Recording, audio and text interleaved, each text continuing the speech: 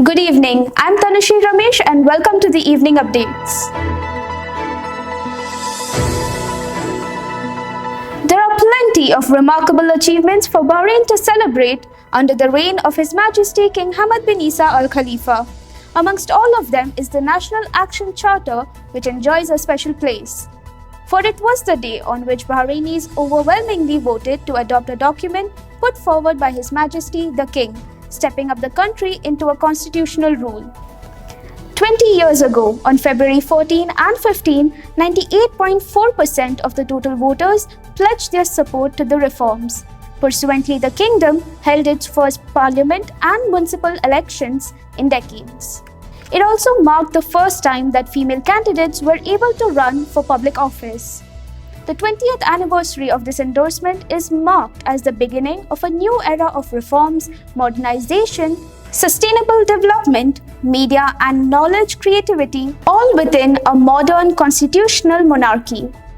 The Human Rights Committee at the Shura Council has denounced the false-based allegations cited in the report issued by Amnesty International regarding the human rights situation in the Kingdom of Bahrain.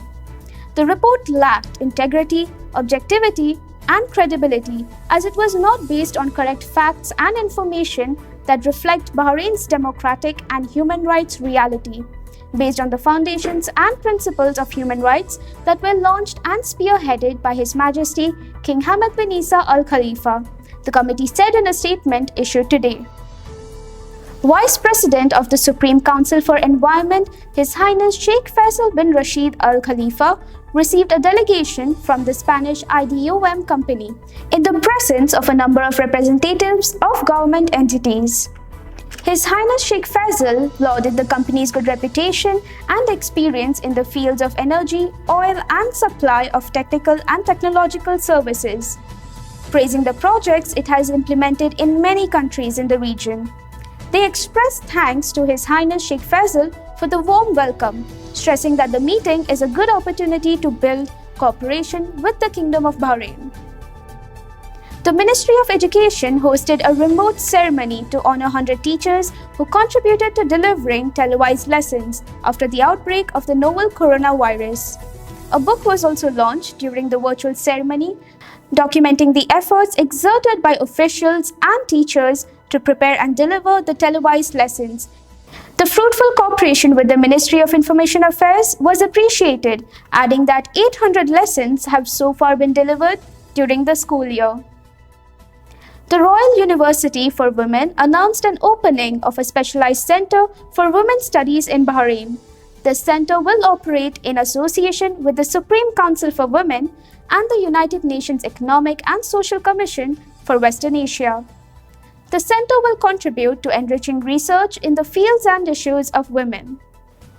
The E3 group of leading European powers, France, Germany, and United Kingdom, condemned Iran's decision to produce uranium metal, which they said was in breach of commitments made by Iran to the international community. The United Nations nuclear watchdog had said that Iran had followed through on its plan to make uranium metal after Tehran had alarmed Western nations with its intent to produce the material with which the core of nuclear weapons can be made. The UN strongly urged Iran to halt these activities without delay and not to take any new, non-compliant steps on its nuclear program.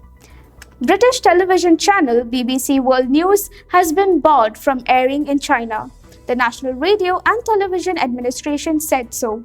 In a statement issued on the stroke of the Lunar New Year, the administration said an investigation found that China-related reports had seriously violated regulations, including that news should be truthful and fair, which had harmed China's national interests and undermined national unity. Teams working to immunize Brazil's remote indigenous villages against the coronavirus have encountered fierce resistance in some communities where Orthodox missionaries are stoking fears of the vaccine, says tribal leaders and advocates. This has added to the fears that COVID-19 could roar through Brazil's more than 800,000 indigenous people whose communal living and other precarious healthcare make them a top priority in the nation's immunization program. Thank you and stay updated with the news of Bahrain.